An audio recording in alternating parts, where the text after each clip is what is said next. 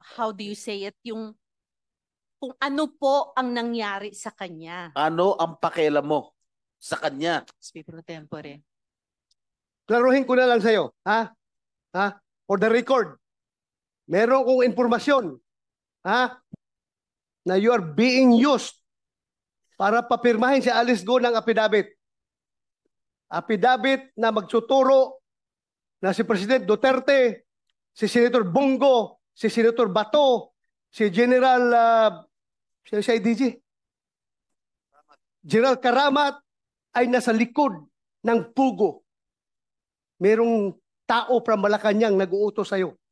Meron akong information. I can pin you down, my God. Ha? Huwag kang pailing-iling dyan. Alam kong informasyon na yan. Is that correct? No, Anong sir. purpose mo? Bakit ka pupunta doon kay Alice